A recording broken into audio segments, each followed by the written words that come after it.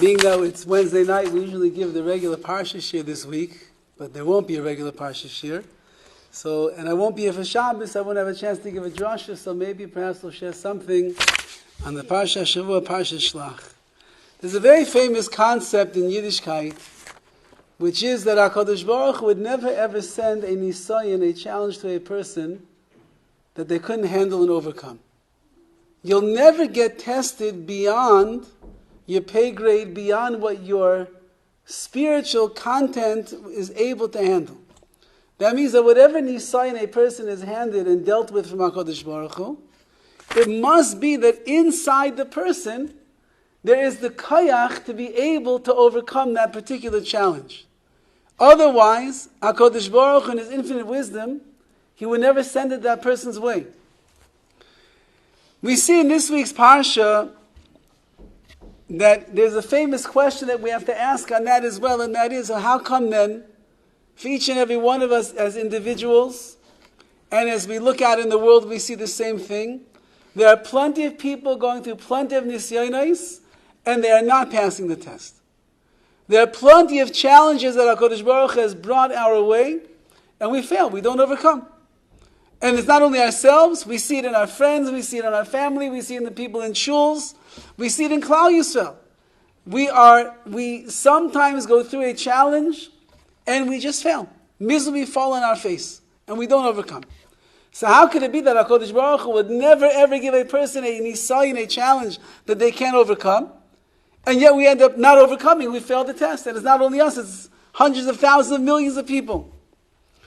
So perhaps in this week's Parsha there is a very big answer for how a person is going to view the nisyonos that HaKadosh Baruch Hu sends their way, and it's whether you're going to succeed and overcome and you'll grow from it, or a person will flounder and they will stumble and they will fall. We know the Meraglim went out to Eretz Yisrael to spy out the land. Hashem said, don't go, you don't need to go. It's Eretz Toivi, it's a wonderful land, it has everything that you possibly could want. It's where you've been dreaming about going all these years. Don't go, you don't have to. But they went anyway. And they went and they spied out the land, and they saw a lot of things that could have been questionable the way that they interpreted and the way that they viewed it. And they came back to Klal Yisrael. And they began sharing their dibas ha'aretz, their lashon hara about the land of Israel. And they said it's a land that eats up its inhabitants, it's giants over there, the fruit is too big, it's a tough place, it's a rough place. And the Jewish people, when they hear all of these negative words about what Eretz Yisrael looks like, they go into mass hysteria, panicking beyond belief. Moshe can't calm them down. Aaron can't calm them down. Kalev can't calm them down. Nobody can calm them down. They're going wild, bonkers, out of their mind. Until Kalev comes around, and he says to the Jewish people, why are you falling apart? Why are you going wild right now? Why don't you see it the way that I see the nisayon that's in front of us? And he says, Al tiru es ha'am ha'aretz, do not be afraid of these people. Ki lachmeinu heim, they are our bread. Sar tzila me'alev, Hashem itanu al tiram, Hashem is with us, you have nothing to worry about. The Chavetz Chaim asks on these words in the pasuk, very strange language. You want to encourage the Jewish people, they have nothing to fear, nothing to worry about. So what's the great charge that we can give them? You don't have to worry, because those people that you think are so gigantic and going to be so harmful to us, they're lachmina, they're like bread. And now go to Eretz Yisrael. Says the Chavetz Chaim, what was Kalev saying? Lechem, he was saying there are bread. Lechem is the sustenance of a person. A person cannot live without a little bit of bread. A little bit of bread, a little bit of water. What lechem is the sustenance. Kalev was telling the Jewish people, you think that these giants, you think the land of Eretz Yisrael, you think the challenge that's waiting in front of you is unsurmountable. You think you can't overcome it. You think it's impossible. But you should know, lachmeinu heim. It's our bread. It is what we are going to eat. It is what is going to sustain us. It is what is going to give us the strength. It's what is going to make us who we are. Klal Yisrael looked at the nisayon in front of them and they went ballistic. They couldn't understand, how are we going to overcome these challenges? And Kalev told them, what are you worrying about? HaKadosh Baruch Hu would never give you a challenge you can't overcome. You have nothing to fear. Not only is it not going to hurt you, Lachmeinu, it's going to sustain you.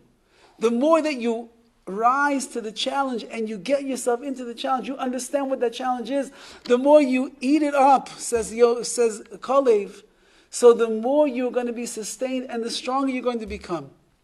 It's true that HaKadosh Baruch Hu would never ever give a person the sign they can't overcome. So then why do we fail? Because we look at them as problems. We look at them as daunting. We look at them as something that's, how could HaKadosh Baruch Hu do such a thing? Kalev is teaching Klal Yisrael, you could overcome every nisayon in your life as long as you understand that it's lechem, that it's bread.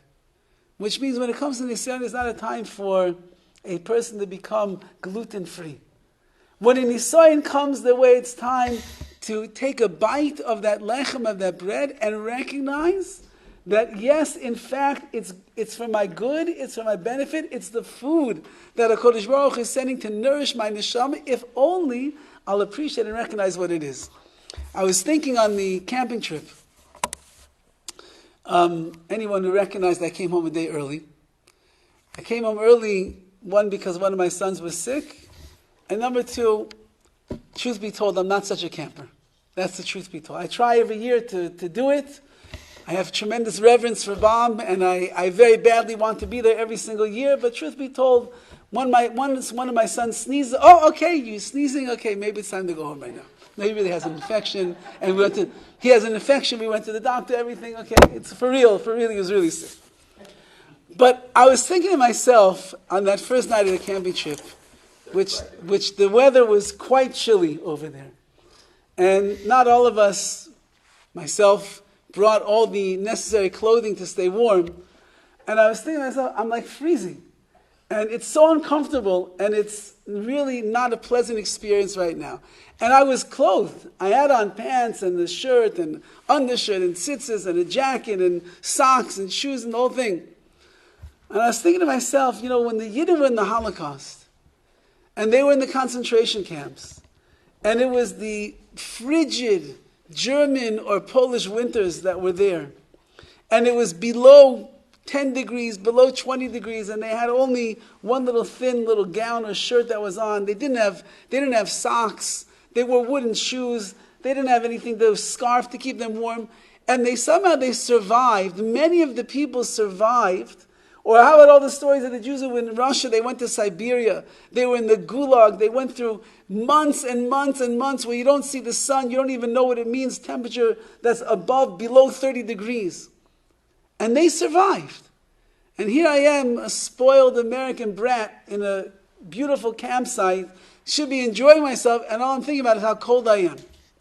What's the difference between the Amerikanische who doesn't like to camp and the Jews that went to the Holocaust that somehow survived the most hard of conditions?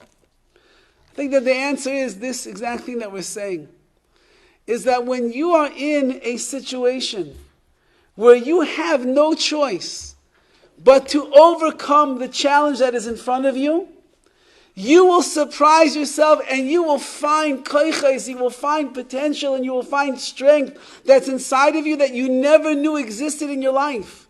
Which means that you will be standing in Auschwitz, it's below 20 degrees, you have almost no clothing on, there's death all around you. You'll find somewhere inside of who you are the strength to be able to withstand the suffering, the Gehennim, the freezing cold, the conditions that they were in. You'll be able to overcome. And you're able to overcome the Nisayan. But when you're a spoiled American who doesn't like to camp, so then you become like the Meraglim, and everything is like the biggest deal in the world. Oh, it's cold. Oh, the tents. Oh, it's dirty. Oh, it's this. What happened? How come some people are enjoying the basking in the glory and other people are just waiting? My son coughed. Oh, I'm so sorry. I have to go home today. Because when you don't find what's inside of you to overcome the nisyonos of life and the challenges of life and to learn and to grow from it, so then we just simply fall apart at the challenge in front of us and we don't overcome. But that's okay. I was tested already this year. But if we learn like Kalev, and we look at it as lachmeinu, it's our bread, it's our sustenance, that's what's going to give us the strength that we need. So then Nisayan it's not frightening, it's not daunting, it's actually something that a person could, I don't want to use the words enjoy, but it's something that we could utilize in our lives to make ourselves into the best possible Ovdei Hashem that we can be. So may HaKadosh Baruch Hu bench us and bless us, that whether it's the cold of a camping trip, or it's the Nisyonos HaChaim, the challenges of life that everybody goes through in their own personal life. Everybody has Nisyonos. There's not a single person in the world who doesn't struggle with the challenges of life. May we find inside of ourselves that strength, because you don't have a choice. When you're going through, you don't have a choice. You have to overcome. And if we find that strength inside of ourselves, Be'ez Hashem, that will be the lechem, that will be the sustenance. And like Kalev said, you have al tiro, do not fear. You have nothing at all to fear. HaKadosh Baruch Hu is with us. Hashem Itana, Hashem is with us. He will guide us. He will protect us. He will keep us strong. And He will sustain us in everything that we do.